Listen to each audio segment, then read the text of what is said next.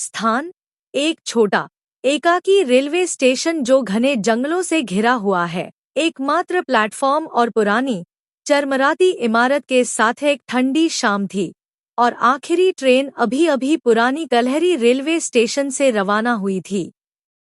रात का सन्नाटा गहरा था, बस पत्तों की सरसराहट की आवाज सुनाई दे रही थी। यहाँ का माहौल अजीब था, जैसे स्टेशन खुद सांस रोके हुए हो।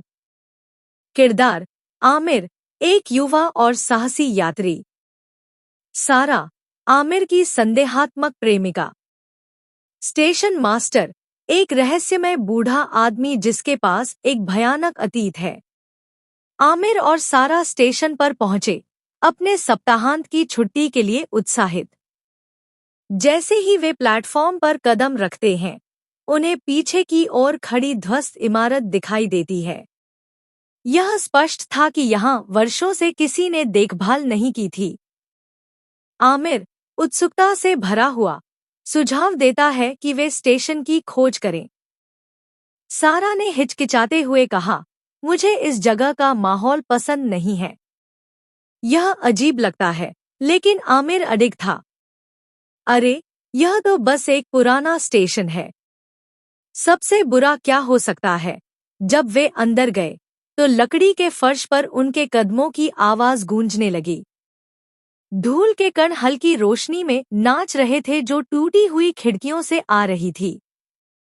उन्होंने पुराने टिकट काउंटर, फटे पोस्टर और एक जंग लगे घड़ी का सामना किया जो कब का टिकना बंद कर चुकी थी। अचानक एक आवाज ने उनकी खोज को बाधित किया।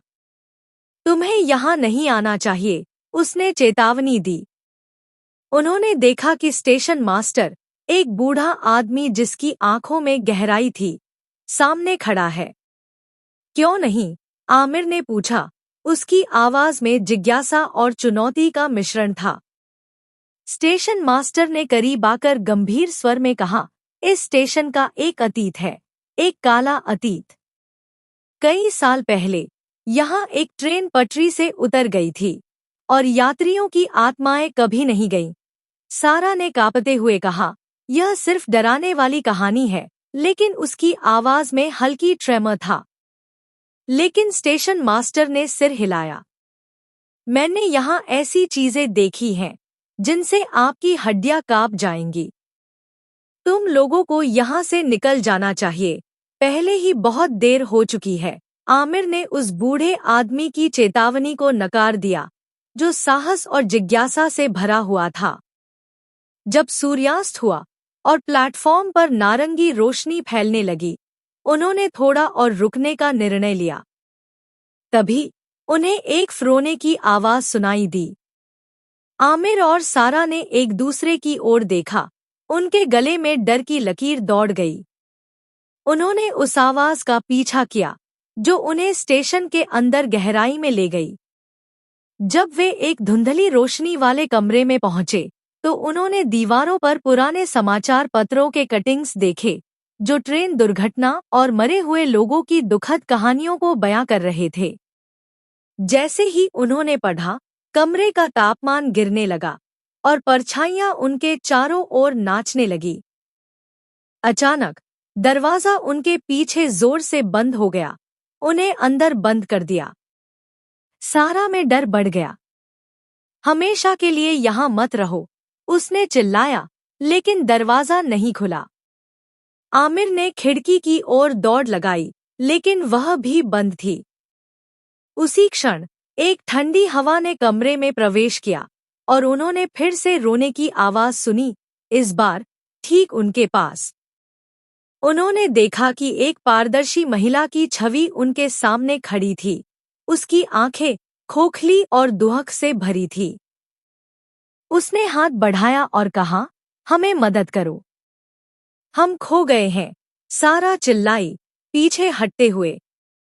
हमें यहाँ से निकलना होगा।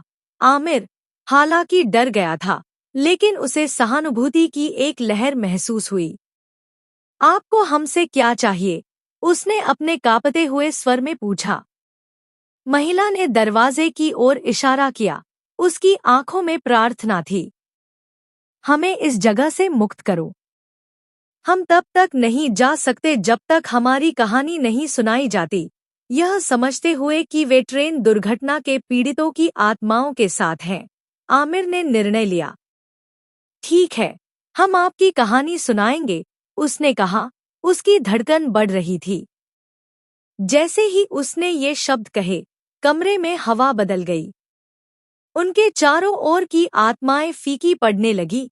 उनके चेहरों पर राहत का अनुभव हो रहा था।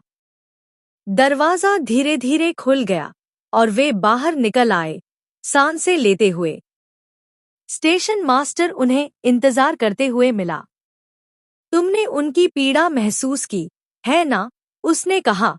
उसकी आंखों में आंसू थे। हाँ, हमने उनकी कहानी सुनाने का वादा किया, आमिर ने उत्तर दिया। स्टेशन मास्टर ने सिर हिलाया, उसकी आवाज भावनाओं से भरी थी। तुमने उन्हें मुक्त कर दिया है। अब वे अंततः आराम कर सकते हैं। जब वे स्टेशन से बाहर निकले तो आमिर और सारा ने एक भारीपन को अपने कंधों से हटा हुआ महसूस किया। उन्हें पता था कि उन्होंने कुछ महत्वपूर्ण किया है, जो समय से परे था। कुछ महीने बाद वे फिर से स्टेशन पर आए, इस बार दिन के समय। उन्होंने स्थानीय लोगों से बात की और दुर्घटना की कहानियां इकट्ठा कीं, जो उन्होंने सीखी। उन्होंने एक लेख लिखा जो शहर में फैल गया और उस त्रासदी के बारे में जागरूकता लाई जो कभी भुला दी गई थी। जैसे ही वे अपना काम पूरा करते हैं, उन्हें एक शांति का अनुभव हुआ। बुधा फुसफुसाहटें गायब हो गई थी और स्टेशन, हालांकि अभी भी अजीब था, अब हल्का लग रहा था। उन्हें पता था कि उन्होंने आत्माओं को सम्मान दिया है और उनके दुखद किस्से को सम्मानित किया है। उस दिन से कलहरी रेलवे स्टेशन एक स्मृति स्थल बन गया, जहां लोग उन आत्माओं को श्रद्धांजलि देने आए।